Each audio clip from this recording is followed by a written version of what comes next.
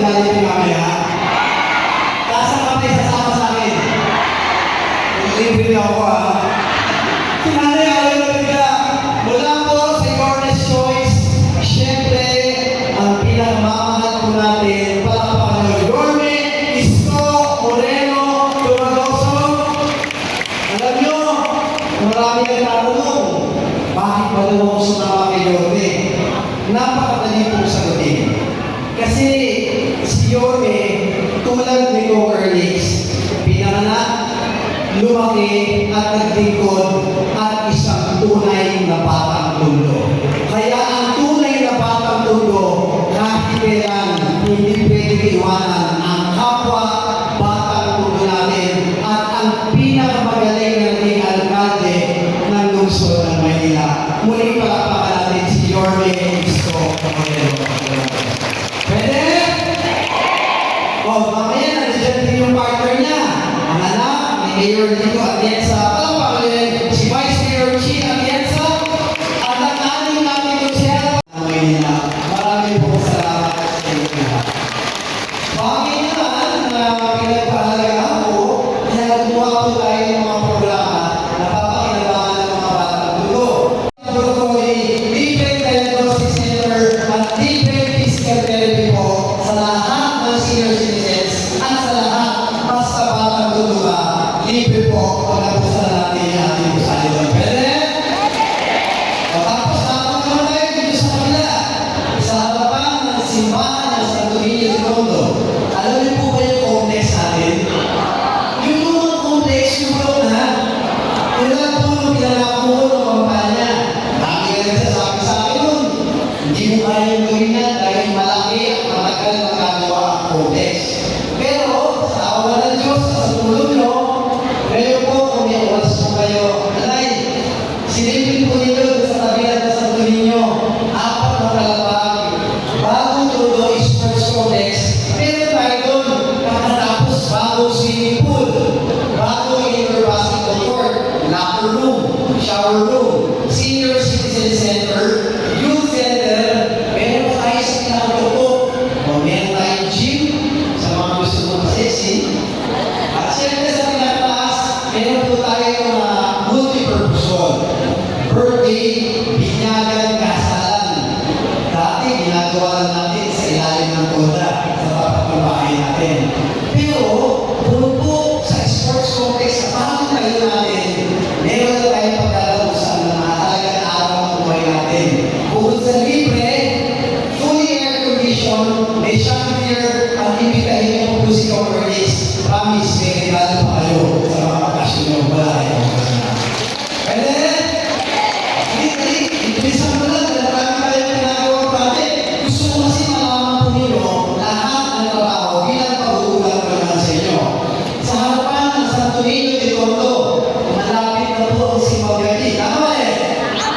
Pag nag-Sipaw-Gabi kayo ngayon, sa harapan ng Santo Niño de Tondo Church, pupusan na po natin ang bagong Tondo Plaza Hernandez.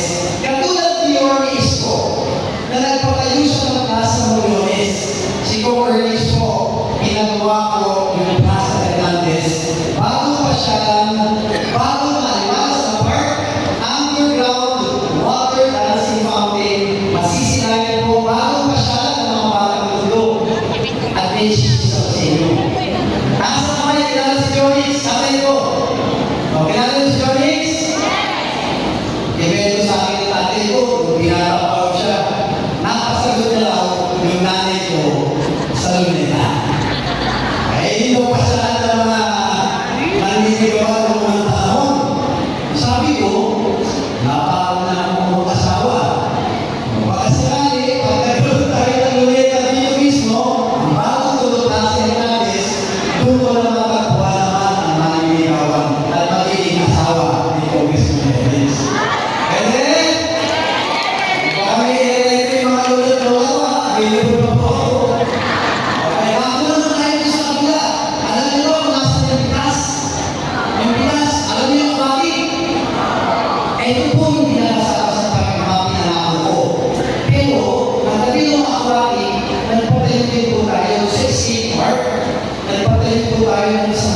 Youth Center.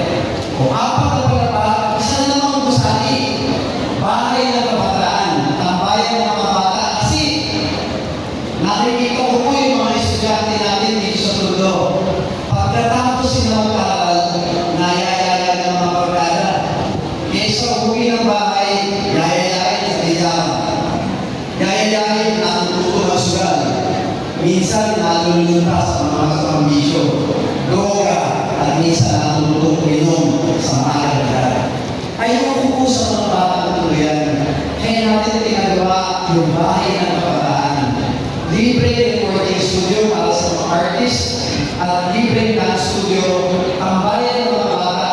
Kasama po ang mga lolo-lola, kasama ang mga magulang para maturuan sila ng iba't ibang skills program, mga talent para matuto ang kabataan natin at malayo natin sa mga kambisyo.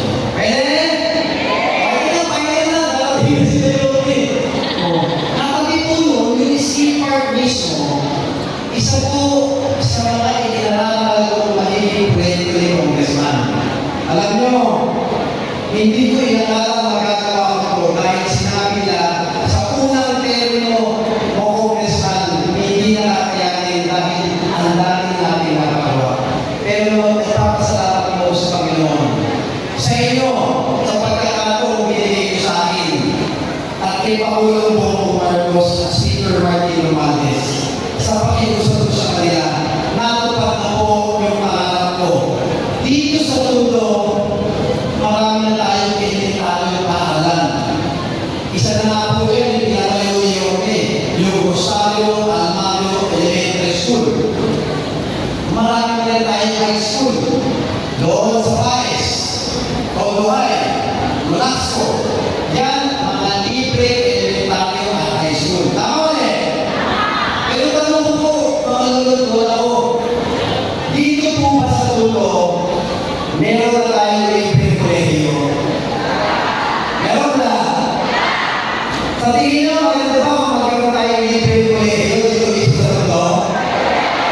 O, mga lulot-lola ko, isa kayo sa mga unang makakaalam. Sumasagot po ko sa inyo, bilang pag-ulat ko ay happy to report. For the first time in history ng Congressman ng First District ng Luzon ng Maynila, itatayo na po natin ang bagong Tondo, bagong Universidad ng Manila, dito mismo sa Pinas, libre kolehiyo po para sa mga puno at anak ninyo. Kaya kasi po ni Congressman, pag sinasabi ko po halos nakikinig ako kasi kahit pa paano darating po yung panahon matatapos ang termino ni Congressman. Tatatalain po ako. Darating bagong henerasyon ng maliit bayan. Pero may maiiwan po ang mga gusali na libre edukasyon, libre medical, libre sports, at lahat po yan mapapakinabangan. Legacy na po ang hinahanap ni Congressman Termis. Pwede? Okay lang. Ibig sabihin na ito. Okay na yung mga pinatayo. Kasama ang mga barangay hall, kalsada, isinita, at mga corporate court. Yun ay pangkaraniwan. Pero bukod po sa mga pinagawa natin, meron po tayong programa. Una, ang Botica ni Po. Yun po ang libreng maintenance medicines ng mga senior citizen. Sana po nakarating na sa inyo yung programa na yun. Kung hindi pa, kausapin po ninyo yung mga PHL na ito. Kausapin niyo po yung mga PTS namin. Kung tumakot po kayo sa tanggapan namin, magpalista at huwag po kayo magdala. Ang maintenance medicine natin sa senior o kaya hindi senior, 1-2. 1-2 sa hawa po at pinagdala natin para libre na po ang maintenance niyo. Pangalawa, alam po namin programa, alam niyo po, lab libo. Dahil lab po kayo, may ginagawa po tayo yung laboratory and diagnostic na iniikot natin. Habang inaantay po natin yung bagong Tondo Health and Wellness Center, sinabi ko kayo ng libre laboratory, iniikot natin sa mga pamilya. Yung mga mayayaman, yan ang silang tawag dyan yung annual physical examination. Malusog o may sakit, mayaman o mahirap, naniniwala ako na huwag tayo magpapalaboratory kapag may sakit lamang po tayo.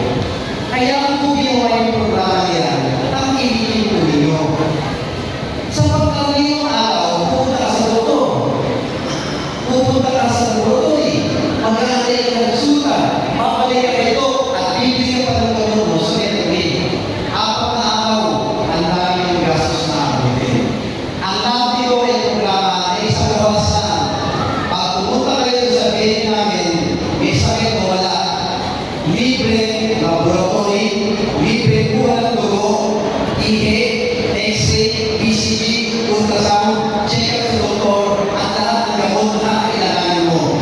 Libre po, ibibigay sa iyo sa loob ng isang oras na. Kaya, last 2 minutes na lang po. Okay. Yung po mga nais na magpapagin sa inyo, lalo ng mga senior, yung mga nangangailangan sa katalata, meron po kami libre cataract operation. Wala po kayo makayanan kahit makasahe sa grupo nito earnings. Sabihin lang po sa amin, tatay, nasaan po kayo? O isa po si tatay, kaya lahat po na nangangailangan ng libre cataract, punta lang kayo sa amin. Kami na po ang gagastos sa operasyon nyo sa lahat ng cataract ng operasyon. Pwede? Okay, wheelchair, tungkod, walker, hearing aid, oxygen, BP, at temperature. Huwag naman po kayong gagastos. Huwag naman po kayong mangungutang. Kung kailangan po nila yan, ilapit po kay Congressman. Hanggang kaya ko, ako na po magbibigay sa inyo ng libre ng mga gamit niya. Pwede? Okay, last 1 minute. At bilang panghuli, HAPNICO, Hospital Assistance Program. Alam niyo ba yung hospital na Jose Reyes? Alam niyo yun? Alam niyo yung Auto Medical Center? PGH? Alam niyo yung PGH? Heart Center, Lung Center, Kidney Center, Philippines Children Medical Center, at sa mga pamilya ng buto dito mismo sa may Manawe, yung orthopedic, lahat yan National Government Hospital. Ang dami natin batang tutulong hospital dyan, nangungutang para lang mailabas yung pasyente. Minsan, nalukot na maray yung pasyente hindi mailabas. Huwag po kayong mag-alala, may programa po tayo. O basta sa mga hospital na yan, huwag kayong mangungutang at huwag kayong mag-aabono. Nagpo-volunteer po si Congressman. Ako na ang kabayan ng mga hospital na dito. Ang pinakahuli, alam niyo yung pamayaman ng hospital, yung Manny Johnson? O yan ha, inausap ko sila. Dahil walang batang tundo gusto magbayad ng mahal ng hospital. Pero pag oras ng pimilyo, ang kaanak ninyo, pag nag-aako buhay,